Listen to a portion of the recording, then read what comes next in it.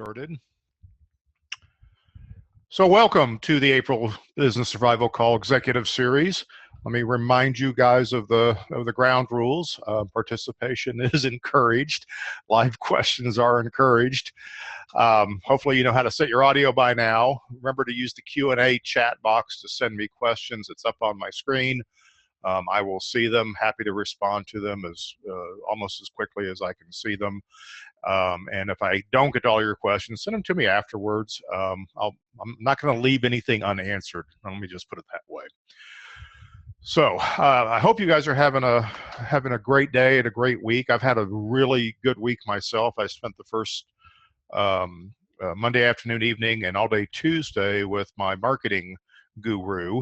Yes, I have a marketing guru. I'm other people's marketing guru, but I have one myself because you can be too close to your business and you can't see everything and you need somebody else to bounce ideas off and strategize, right? So that's what I did at the beginning of this week. I've got pages of notes of things to work on, and I'm kind of recharged and excited about some of the things that I've got coming up. So that's it's part of the process. It's what we all need to do from time to time. So now, having said that, I certainly have some things on my mind. The theme that came up to me this month, and it's kind of triggered by some of the questions, but it's the question that it's the comment that I get most often, because it's not technically really, it's not a clear question. It's that, how do we get to the next level? For me, that's a how long is a piece of string question, because my answer is I have no idea how you get to the next level. What does that mean to you? So let's spend a little time talking about next level and making decisions and setting priorities. Well, because that's just kind of my theme for the week, isn't it? So when we talk about next level, the question is, what does it mean to you? And the better you understand what you think the question means, the more effective the advice is that you're going to get. So whether you're asking the team, how are we going to get to the next level, or you're talking to an advisor, or you're talking to your spouse or whoever it is you bounce ideas off of, you've got to frame the question. And then there's two aspects to this, at least as I see it. There's the question of aspirations versus potential. I'm inherently practical. I appreciate the aspirations and what people would love to have happen in an ideal world. And I am a bit of an idealist, but I'm also rather practical. Potential has to do with, what are you actually capable of doing? What can your company do to get to a next level that works for you? Sometimes our idea of next level is 3 or 4 levels away, which is aspirational. So what's your immediate potential? So understand how you're asking the question so that we can get the right help. When that question comes to me, when somebody calls up and says, hey, Tom, I'd like to have a conversation, been following you for years, yada, yada, yada, thank you. That's probably the most flattering call I get. We're sitting here talking about getting to the next level. I know at that point, I'm going to get to ask some really fun questions and have a great conversation. But what I'm doing is I'm going to tee up some sort of an assessment about the business.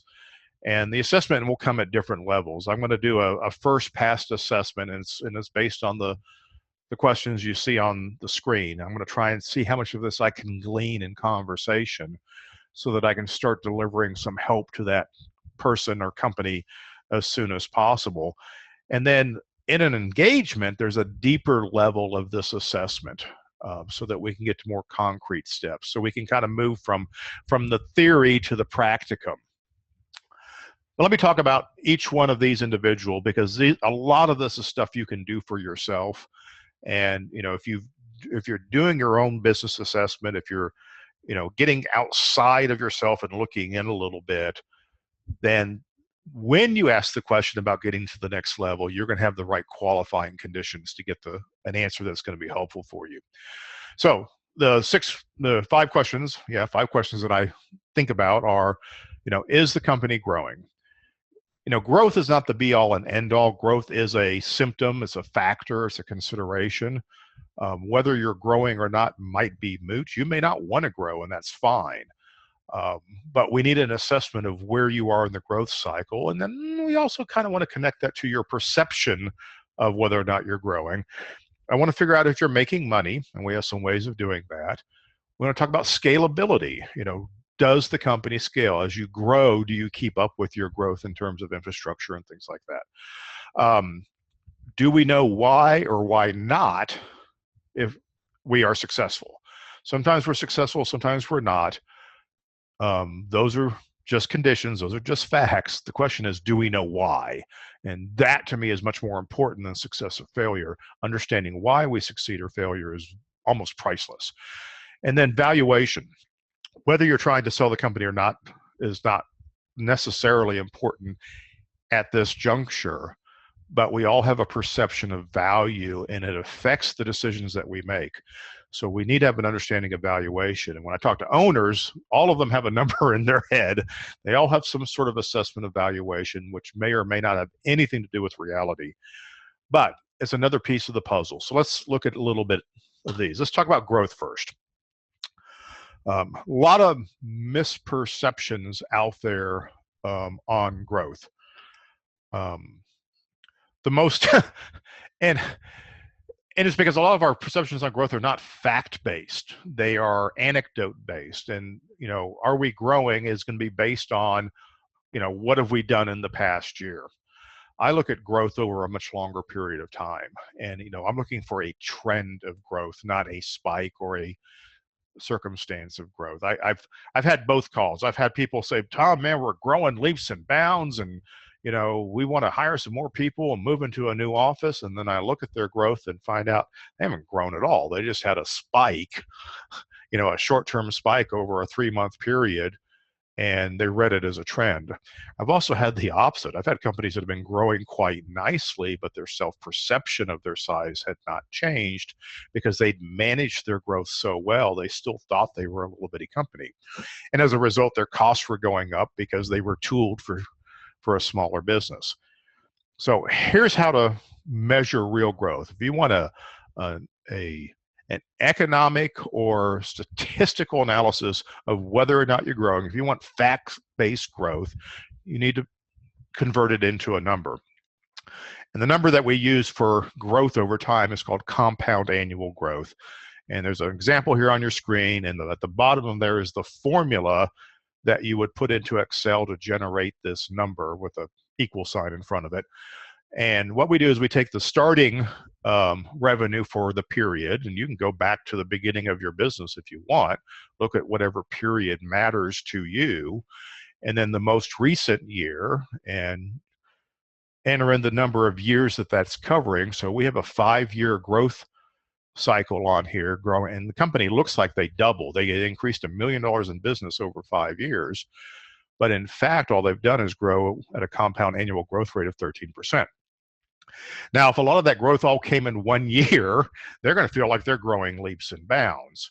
But in fact, they're just growing barely ahead of the industry curve for this would be for most, 10% is about normal growth rate over the past 5 years for the live events industry as a whole. Actually, the systems integration industry, I think, has been running a little bit higher. So 13% is not really out of the norm. It's actually quite normal. So their perception of whether or not they're growing is to be based on when and how quickly some of that growth came. But as an outsider looking in and going, well, you're not actually growing that fast. You're growing at a fairly normal rate. So that's how we're going to assess growth. We want to get a clean understanding that it is. When does this matter? I'll tell you when it matters most is when I get into an organization that feels like they're taxed. You walk in, everything's urgent. There's always too much business in the pipeline. There's never enough time to get things done. There's a general level of stress about having enough resources to do all the things that they need to do. And sometimes it becomes quite cultural. Often those companies are not, from a math standpoint, aren't as busy as they think they are. They say we're growing, we're expanding, but really what's happened in many cases is that they've just made the process of doing work ever more complicated year after year after year as they refine things, try and do things better. And they've made something that they would have done in, you know, 2 days with the, here's the story. I say, oh yeah, I used to do this with 2 other guys by myself, and now it takes 12 people in a week to do. And the owner feels like it's the same outcome. If we can go in and find out that, no guys, you're not, the company's not growing, you're just making it harder, well, that's a useful piece of information in an assessment. So is it really growing? Windfalls. It doesn't matter how big you've been. All right. I get a lot of conversations that, yeah, we're, well, how big are you? Well, last year, we were about $8 million in revenue. It's like, well, that's great. That's great. So you're expecting to be 10 this year? Well, no, actually this year we're going to be about 4. We just had this really big project last year. It's like, okay, you weren't an $8 million company last year, folks. You had a windfall that took you from 4 to 8. So let's frame this correctly. Repeatable business is much more valuable than windfalls. I'll take windfalls all day long. Love them to death. Take them, bank the money, get back to what you're doing. Repeatable business, long-term contracts and relationships, these things really matter. Windfalls are, like I said, they're important, but don't plan the future on a windfall. Windfalls don't attract windfalls. You're not going to backfill that $4 million worth of business the next year because all of a sudden people are going to go, oh, they can do more work. So don't get caught up in the windfall trap. The other issue with windfalls is many of you have diverse businesses. You're a live events rental-based organization, and maybe you do a little bit of sales on the side, or you're a sales organization, you do a little bit of rental. All of these have windfalls, and the windfalls, the revenue doesn't have the same value. A case in point, I've had this happen, well, a number of times, and it's none of you on the call have done this, okay? But it's the rental-based company that occasionally sells product to their clients. Their clients ask them to do an installation, whatever. And I had a client represent to me to be a much larger business than they actually were, because they were putting in product sales, but they were scaling their business and their infrastructure and their cost of goods sold based on metrics for the entire revenue instead of the revenue that actually applied to. So we make some challenging decisions when we look at that big package. The number of people, the number of employees I need in a $10 million rental company is dramatically different from a $5 million rental company. And if you take a $5 million rental company, you put a $5 million windfall on it, and then scale the rental company up to $10 million when there's not actually $10 million worth of rental business, you're going to end up with a mess. And this happens more often than you would think. So pay attention to the types of revenue. So yeah, so I've covered most of these examples. Windfalls are not trends. Even if you have a windfall every year, it doesn't make it a trend. So we kind of get caught in that trap, which brings us to the discussion about scaling. Before I move on, let me check this question. You've asked this, how does gross profit? Question is, you'll probably get to this, but how does gross profit and net profit impact how you use the compound annual growth data point? Okay, that's an interesting question. You could actually do compound annual growth for anything. For instance, if you want to track your growth in gross profit, you could plug in the same formula. It's still growth, so you can use those as data points. I think what the question might be alluding to, and correct me if I'm wrong, feel free to pop in here, is if I'm growing, if I've gone from a true $5 million company to a true $10 million company, should I be expecting the same gross profit percentages and the same net profit percentages? And the answer is, well, it depends. It really does depend. If the $10 million business is effectively the same as the $5 million business, in other words, same type of customer, same types of products and services, there's really no reason that your margins have to shrink unless you used lower margins to gain market share. So it depends on how you got to be bigger and how you tracked. Let's face it, a company with $100 million of revenue is going to be happy with a lower net profit percentage than a $10 million company is, because the, you know, 9% of $1 billion or $100 million is a huge amount of money by anybody's measurement. So when companies scale, and I think I'll talk about it in scaling. Well, let's see if we're there. Yeah, does it scale? Sometimes the way we scale our business does affect what the gross profit would be. So compare revenue to expense over time. So layers of infrastructure often exceed permanent growth.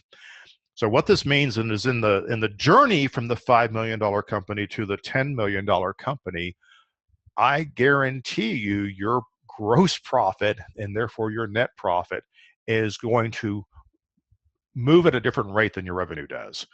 You're going to hit some valleys as you add infrastructure. You're going to hit some peaks as you tax your resources. So it's important then to go back and look over time on what your compound annual growth rate is for gross profit, so that you don't become enamored or dependent on the artificially high gross profit of a company who hasn't finished scaling. Often I'll see scaling, well, I'll see it work both ways, where the company grows, they don't keep up with infrastructure, they artificially inflate their gross profit, and then we get to the pain point of not being able to do another thing. We can't get through another month because we're so totally burnt out. I also see the other way around, where we're growing, we try and scale and add employees, add infrastructure, put in new software systems, get a bigger building in order to keep up with the growth. But then we don't grow far enough to actually pay for the things that we added. And there's a point in time when you have to add resources,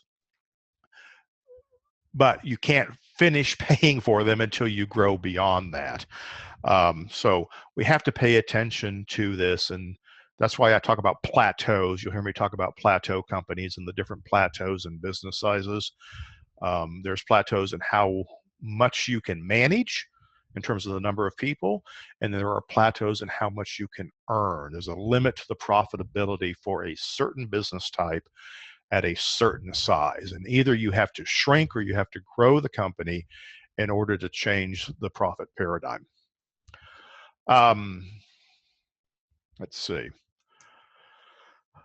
The other question about how do we measure whether something actually makes money? And this gets a little bit interesting.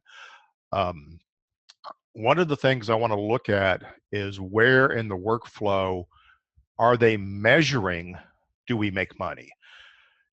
As everybody on this call has probably heard me say a number of times, is for most of the businesses that I deal with, they are S corporations, which means the owners or the shareholders are effectively, all the profit goes through them, whether it's realized profit or not. Therefore, it's generally in their best interest to minimize profit in terms of a tax basis, so their tax profit, so that they do this by buying more equipment, increasing depreciation, investing for the future, and it's all designed to invest in growth for the company. So where do we make money is somewhere up on the P&L, and typically what I'm looking for is a meaningful gross profit line, which means we have a meaningful cost of goods sold. Not everybody measures cost of goods sold the same way, so the value or the meaningfulness of the gross profit line is going to vary from company to company. So, do we understand that? Do we understand what affects whether or not the business makes money? So that's an assessment. So that's one of the assessments that I make in determining, where they are, how they're going to get to the next level. A lot of times is overcoming the mindset of where they are in their view of how they make money. The knowing why question. So there's the good, the bad, and the ugly of knowing why. Good knowing why is you have a clear understanding of causes and effects. and that's a wonderful thing. When I can sit down with a management team and we're looking at the P&L and we see an anomaly in the numbers, maybe we did exceptionally good on something or we did surprisingly bad on something, and we have to pause the meeting, and the question we ask is why, and can we explain why those things happened? And if they can, very often, good management teams can answer how these things happen, and we could decide whether that warrants any action, and then we can move on. That's good. Now, it's unfortunate that, if it was a bad thing that it happened, but if we understand why, we can take corrective action, or we know that it was an anomaly or an outlier, so that we don't have to take corrective action, then we can move on. Okay. Bad is, we know what was, that number's wrong. Boy, something happened here. We just don't know why. Well, good. We recognize that the number is a bad number or the number is a good number. Not knowing why is kind of bad. It tells me what we need to work on. You can't get to the next level if you don't understand your numbers and understand how things affect each other. And ugly is tends to be denial. Ugly manifests itself when we call out the number. We say, this is a big shift in this number. Do we understand why it's happening? And denial says that's not important. That number doesn't matter because of all these other things, which are all denials in and of themselves. Denial is when we say, well, that happened to us. We're going to blame someone else as a circumstance outside of our control, which is is possibly true, but often it's just a cop-out. So that's a level of leadership and executive maturity that's going to need to be addressed in order to get to the next level. Let's see. Which brings us to the valuation question. What does this company think it's worth? What is their perception of their value in the marketplace? And even if you're not trying to sell your company, this is important. Because having a reasonable expectation of your value will, affect banking relationships. It'll affect whether or not you feel empowered to go out and get loans, invest in the future, invest in infrastructure. It affects the way you negotiate with customers and how you present and perceive yourself in the buyer community. So there's a whole lot of things that are affected here. And plus, every business needs an exit strategy. Whether you plan on selling the business, in a year or 50 years from now doesn't really matter. You have to have something in mind. So we build the business model to build value based on what your exit strategy might one day be. And you can change your exit strategy, but we need to have an understanding so that we make choices that favor what you're trying to do down the road. So valuation is, I'm going to oversimplify here, and if there's any finance experts on here, well, shut up. We want to keep this simple. EBITDA. Everybody on this call should know what EBITDA is by now. Earnings before interest, taxes, depreciation, and amortization. For most of you, it's your net profit, adding back your depreciation and any interest that you might pay on loans. So for a live event company, that might be and let's say your net profit is 5% and your depreciation is 10%, and you paid about 1% in interest. So you've got a 16% EBITDA and 16% of revenue. So if you're a $10 million company, that's $1.6 million in EBITDA. And now we can determine what the market rate is for your company. It's going to be a multiplier of EBITDA.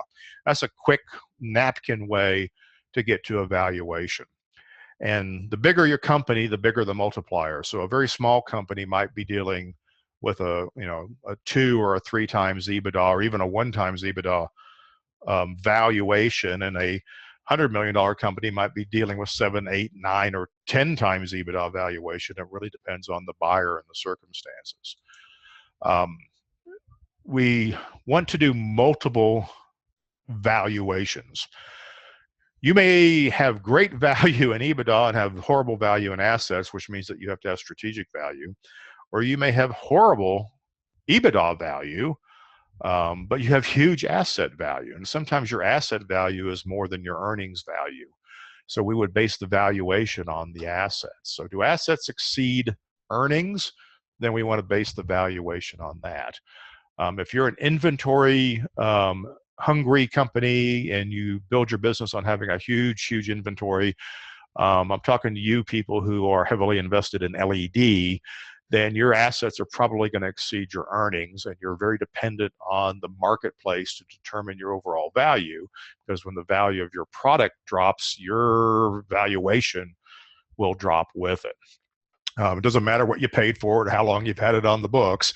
If nobody wants to buy it, it's not worth anything, right? Strategic value.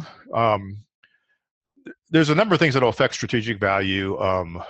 Geography can be one. A strong brand name, a unique brand position. Actually, a great a web URL can be strategically valuable. I've known some companies that their URLs were more valuable than the business themselves. So that's intellectual property. Sometimes fit is strategic value. If I'm looking, if I want to move into a marketplace, I can look at what it would cost for me to create and buy a footprint in there through my own resources, move inventory, hire people, get a building, compared to the cost of acquiring a company that's already in there.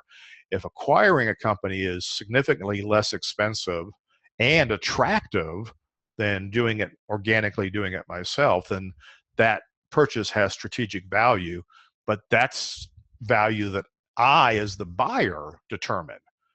It's what it's valuable to me. As a seller, you don't get to tell somebody what your strategic value is, because it's their strategy that matters, not your strategy. So you don't get to say, yeah, well, strategically I'm worth this. Now, strategically, you're only worth what a strategic buyer says you're worth. And then there's a number that the owner wants to believe. And I find that owners, people who have been an owner for less than 20 years, do not have a number. Every owner I've ever talked to who's had their business more than 25 years has a number. And that number is often unrealistic. It was based on something they decided back in the go-go 90s, or that go-go mid 2005, 2006, when companies were being bought and they got a number in their head, or they heard somewhere in a bar that your sell price is your revenue number or something like that, and they kind of hang on to it. Sometimes the number is simply based on what they want in order to retire the way they would like to retire, which sometimes can be less than the company is worth. I've had that happen as well. So we go through these things and we kind of do these assessments, so we get an idea of what it's going to take to help this company get to the next level. So maybe go through some of these things yourself, see if you've got an understanding of who you are and where you are, and then determine what you think the next level might be and what that looks like. Now, when you're asking for help, you're going to be well educated. You're going to be able to contribute to the process of discovery much more quickly, and you're going to be better equipped to yes or no the options for achieving what your goals are. So that's my riff for this month. I hope that was valuable to you. But I did get a few questions from you guys, and I've seeded in a few questions from my clients. And let's see what they were. All right, this question is about getting things done. The riff went from the client: when I am getting frustrated with my team and myself, we set all these goals and nothing seems to get done. We know we are missing opportunities. I don't know if I have a question or not, but I hope you can talk about this. Okay, yeah. Well, that wasn't a question, but I feel your pain. We're going to talk about it. I had another question on a similar vein, so we're going to kind of address both of them. This question had to do with great ideas, and we have a bunch of younger folks that are excited and eager and driving me nuts. They have lots of great ideas and don't understand why I won't act on everything they bring up. I explain about time and money, but they think both are infinite. Any suggestions? Well, quit hiring millennials. I don't know. we've all had this in our management careers. I don't think there's any manager, whether you're 30 years old or 60 years old or older, that hasn't had this experience. Working with volunteers, my wife is a president of a volunteer club, and she gets these emails and texts from members all the time about, you should do this. You know what you need to do? You need to do this. Great ideas, every single one of them. But you need a mechanism and you need a way to talk about them that satisfies the people who are trying to help, and helps you prioritize what it is you're trying to do. So in order to get better ideas from people instead of ideas that are out there, it's really important to clarify vision, what it is you're trying to accomplish, what makes a difference. Time, money, and relevance are first level filters, and you're going to need some second level filters to create a stopgap for some of these ideas. Rather than focusing on the validity of the idea, I'm going to talk about focusing on the opportunity gap for the ideas that you already have. And this turned into a graphic, pretty simple, cheesy PowerPoint graphic, but a graphic nonetheless. This came in really handy for me, and it should be fairly self-evident, but I'm going to talk you through it. And I use this with great effect this week when I'm dealing with my marketing guru, who is very good at coming up with ideas of things that I can do. So for all of us in our business and our strategy and our lives, we have this entire realm of possibilities. It's entirely possible that I could go to astronaut training school and fly on the mission to Mars. It's really unlikely, and frankly, it's not going to happen. But in the realm of possibilities, we could make an argument that that is possible. If I suddenly develop a valuable skill set and lose 100 pounds, maybe I'd be a candidate. So we have to take things that are possible and say, what are the things that we can do? And we still can do a lot of things. I can get a personal trainer and become the next Mr. Senior World Universe, whatever. It's not, again, not bloody likely, but it's in the realm of possibilities of things I can do. And the can-dos are what drive us nuts in business. The can-dos are the ideas that people are bringing. You know what we could do? We could do this. Yeah, we could. We could do a lot of things. Why don't we do the things that we've already agreed to do? The next layer is the should-dos. And this is where I want you to live. In order to get from can do to should do, you need to be able to clarify what it is you're trying to accomplish and have a filter to get rid of all the cans.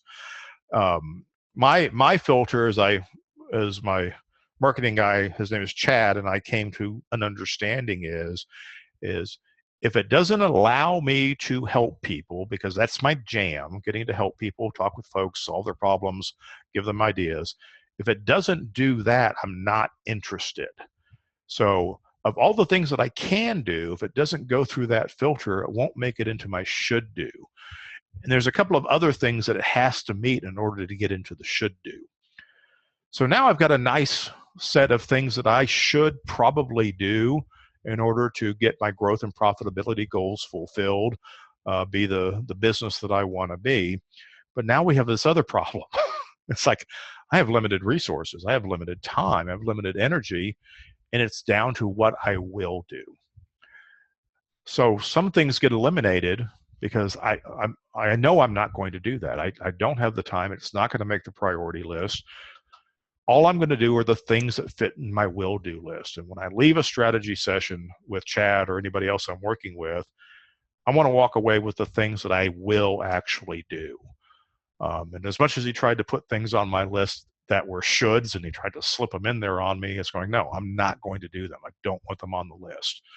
You know, if the capacity comes up later, they will make it through the filter and make it to the will do list. So the challenge that we have, I call the opportunity gap. And the opportunity gap is between will do and should do.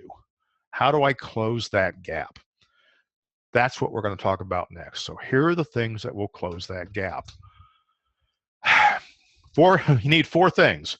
You need the ability. Well, I have lots of abilities. You have lots of abilities. I need the capacity. I have a little bit more time and a little bit more capacity than I used to, but it's not infinite. Resources. That's where I get in trouble. I don't have all the money in the world, and I don't have, necessarily the staff I need or the subcontractors I need to do all of these things. And then process. You have to have a process for getting things done that allows you to create more will-dos. Because a lot of time will-do is I just don't have a way, or I don't know how to get something done from a management standpoint. So in order to make it from should do to will do, I have to have the ability, I have to have the capacity, I have to have the resources, and I have to have a process for doing it. And if I can define all of those things, it's a slam dunk. It goes into the will do. Now, on a personal note, I'm very excited today. One of the reasons I'm really excited today is I hired a new marketing assistant. Some of you know that both of my daughters have been working with me for the past couple years, but one's in grad school and the other one moved to Minnesota, and I don't have the availability of them as I used to have. One daughter's new job takes up too much of her time, and the other one can only give me time on the weekend. So I've got this resource gap, which I managed to fill yesterday by hiring somebody I'm very, very excited about, who's going to be able to fill that gap. That closed a lot of the opportunity gap for me, so I'm going to be able to take a lot of should do's and put them in the will do's. Think about your business. If you can figure out what your should do's are and what your will do's are and what is creating the opportunity gap, you might be able to find that backfilling or filling in process, ability, capacity, or resource, one or maybe 2 of those, is going to make a huge impact to release a lot of those should do's into the will do thing. So that kind of talks around to both of the questions. Another thing that I'm reminded about, because I've answered this question before about what to do with all the great suggestions and great ideas, is to have a parking lot. You need a parking lot for great ideas. So you can say that is a great idea. Let's let it cook over here, and let's see if it moves. Let's see if anything happens with it. See if we come back to it or create capacity for it.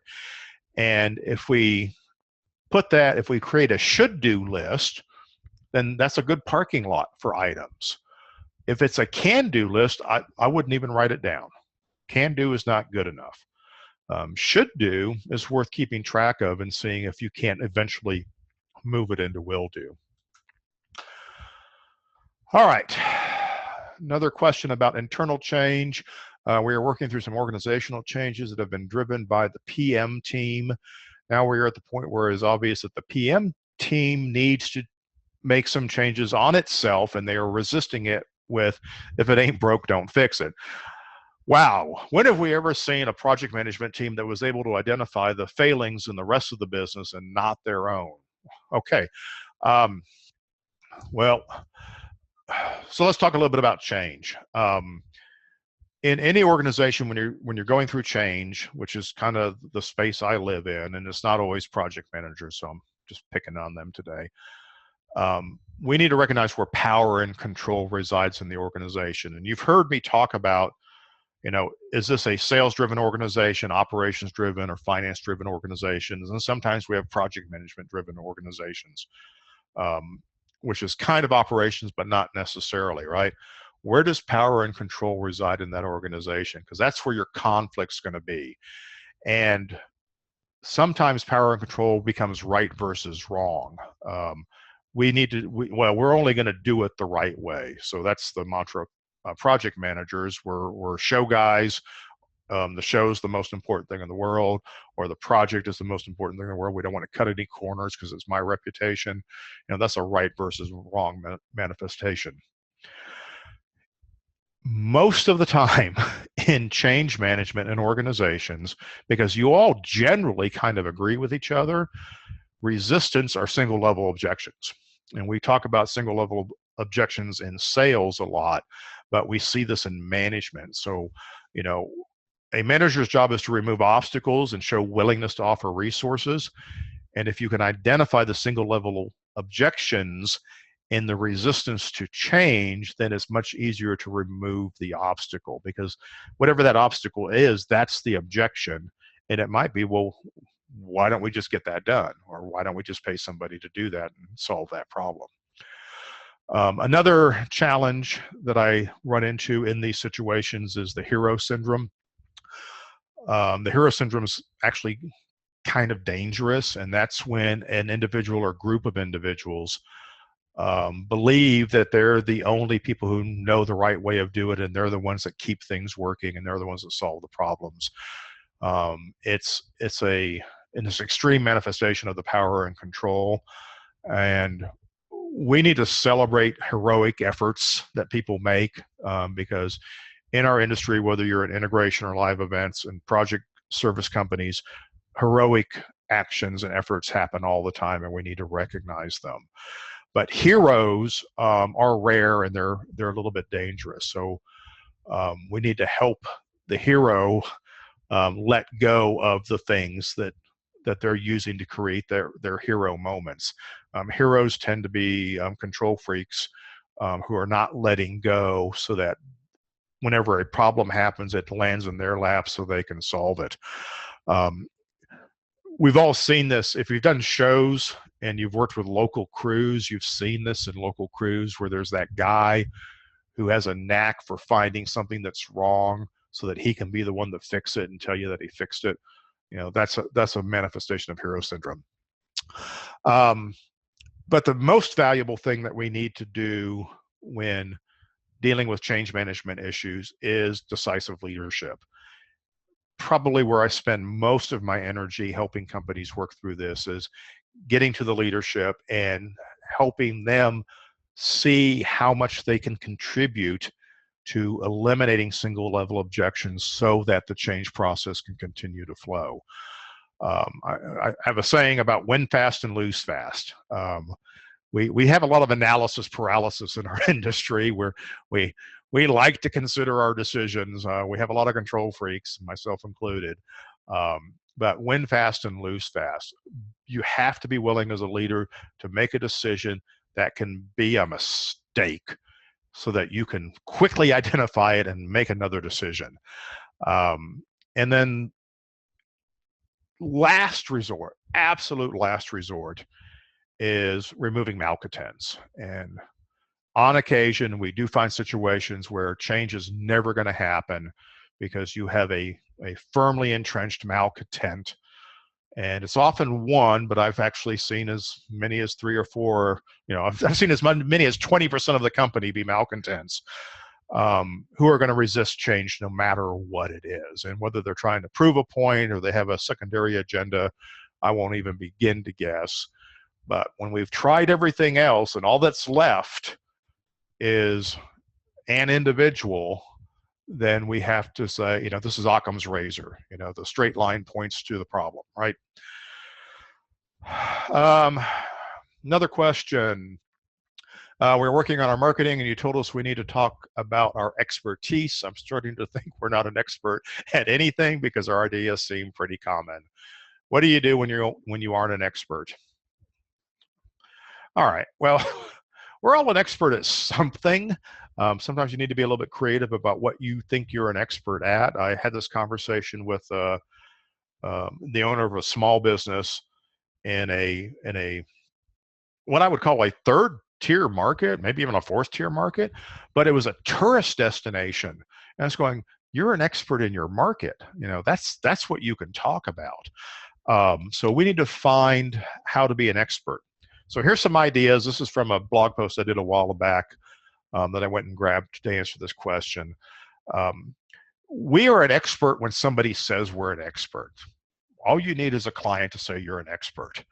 And they just need to say the words, you know what, these guys are an expert at understanding my needs. That's golden. Get someone to say that for you. We all have clients that actually believe that. They're not just going to say it, they actually believe it. So anytime you can get a client to say something for you that demonstrates your expertise, then that then you're an expert. You can claim that. You can share that. You can talk about that. You can cite that. Publishing an article in a trade magazine is great. I put 3 in parentheses here because if you decide to publish an article, and you should, articles are great. It's not just trade magazines. They're going to go on the internet. They can go all over the place, and you can easily share them a number of ways. I encourage you to do 3. And if you go to a publisher and say, hey, I'd like to do an article on this, offer them a series of articles. I'd like to do 3 articles on this. I want to talk about, the process. I want to talk about the customer experience, and I want to talk about the execution, something like that. Publishers love 3s. We all love 3s. So do something in 3, and now you have 3 articles on a subject. You are an expert, period. And if you've been published, you are an expert. You're now a recognized expert for whatever value of expert that is. I'm here today because somebody published my magazine articles and people said I was an expert, right? Speaking at trade shows, if you speak at a trade show, get some video. I mean, even if you have to hire a videographer to come in and shoot you while you're presenting, it's pictures pictures or it didn't happen. Well, when it comes to speaking, it's video or it didn't happen. Great way to make you an expert. So anytime you speak, if you're the leader of a company or the expert within the organization on a technology that you guys are extremely good at, get video of you speaking and talking about it. It'll make a huge impact. Get another expert in a related field to say it about you. Manufacturers are really good for helping you out here. They're more than willing to say something good about their customers. If you buy their product and use it in your field of expertise, chances are a well-regarded representative of that company will be happy to give you a quote about your expertise that you can weave into articles that you write or onto your website or whatever. Applying for a trademark on a process or a product, and followed up with applying for a patent on a process or a product. This is not as daunting as it sounds. A year ago, as many of you know, I applied for 6 trademarks. I got 5 of them on processes and products that I do. And if I had more time, I would run through them for you, just because I'd love to talk about them. This is not that hard. Getting a trademark, getting a patent is another thing. It's a much higher level of research, but you can actually patent processes. So say, for instance, you've developed a proprietary process inside your organization to do something valuable. If you can document it, you can name it, you can patent it. Does it have any value? You're going to make any money on it? Who cares? You get to talk about it. That's what matters. What I love about having trademarks is I get to put the Circle R all over my marketing materials now. It's all over my website. It's great. People give you a higher level of credibility for those things, and it's not expensive. You can get an individual trademark. You can hire a trademark attorney to go through that process for less than $2,000. Now, I warn you, it does take 9 months minimum to get it done. And if you do a batch of them, it's less expensive. So, I mean, take a look at that. You might have something about your business, company name, maybe a slogan, maybe a product or a package that you've put together. Talk to the attorney. They'll find things. My attorney, I came with him with 3 ideas, and he went through my website and found 10 more, and we agreed on 6. So let another set of eyes take a look at these things for you. Another way to be an expert is create an innovation in your industry and share it with others. A lot of us create innovations and then we hide it within our organization because it gives us a competitive advantage, except nobody knows about it. So create an innovation and share it with everybody. Then if anybody else uses it, they were copying you, and you can nod and smile and say, yeah, we invented that. It's great. So there's a lot of ways to become an expert that are available to all of us. Give it some consideration. Yesterday, hopefully some of you were on the webinar about ideation and outcome-based selling. It was great. I had a great time doing it. We got good feedback on it. This is a follow-up question that I got this morning after yesterday's webinar. We chose an RFP that we had just received, and it came up with some killer ideas, and we came up with some, I guess I would say we came up with some killer ideas very quickly. Yay, good for you. My question is, if the client buys off on all of this, the entire service proposal template, which is another webinar, seems like too much when we already have a verbal agreement. And in the process of ideation and outcome-based selling, we get a conceptual agreement with the client so that we don't have to actually write a proposal. We can simply write an agreement. So is there a shorter proposal agreement than the service proposal template? So I'm going to make a slight correction to the assumption of the question. The service proposal template still applies, and if you look closely at the example I gave you yesterday, it does actually look like this. The proposal template doesn't change. The time you spend in a particular section may diminish and may even go away. For instance, the perfect proposal is everything we talked about, $50,000. Okay, it's the same proposal. We just didn't spend any time on all the other stuff, right? So going through the process of thinking about everything in the service proposal template will tell you what you can drop out, but you can simply just make it much, much, much, much shorter. There's another question about that one, I think, in the sales call here at the top of the hour, and I'll talk more about that. So as we're winding down here, I say, are you guys thinking up any questions while we're talking that you want to shoot to me real quick, and stick them in the Q&A box? While you're thinking about that, we've got a new workshop coming up in the forming stages of it right now, Jumpstart Sales and Marketing. This is going to be a 2-day event, probably here in Dallas, probably August 1st and 2nd. Pricing is roughly about $1,500 for the first person and a lot less for the second person. A company that wants to send 5 sales and marketing professionals would get a substantial discount. If you come to me in advance and send me an email saying how many people that you want to send, I'm probably going to cut that price almost in half for you. So think about that. What I'm going to do in this workshop is everything I can do in 2 days. I want to take you through the process. For the folks that were at the Jumpstart Live Events workshop, or anybody that's been to one of my workshops, I'm a fire hose. I'm going to give you a bunch of information. I'm going to give you a bunch of value. We do lots of Q&A. We do in sales and marketing. We're going to do some role playing. We're going to do some exercises. That whole proposal process and the ideation process that we went through yesterday in the webinar, we're going to certainly do that and other exercises like that in this. It's a great way to get some skills onto your team that they can start using August 3rd. Actually, they'll start using it while they're in the middle of the meeting because they all answer emails. So if this is attractive to you, shoot me an email so I can get you the introductory pricing and get you guys penciled in.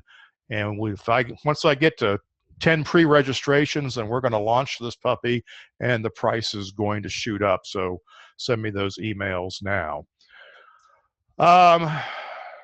Seeing no questions, let me remind you that any of you at any time can go to my website and schedule a phone call if you just want to have a chat about something, bounce an idea off me, ask a question, no obligation. I don't do a sales pitch. I don't do a hard sell. If you wanted to have a conversation and ask a question, have a conversation, ask a question. I love it. Feel free to call me. Happy to take your call.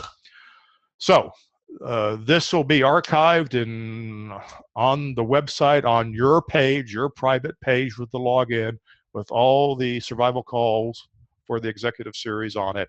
It'll be up probably by the end of the day, so that you can share it with other members of your team who weren't able to make this call. So thank you guys. Thank you for the questions during the show. Thank you for the questions that you sent earlier. I hope you have a great weekend, and thanks for being here. Bye.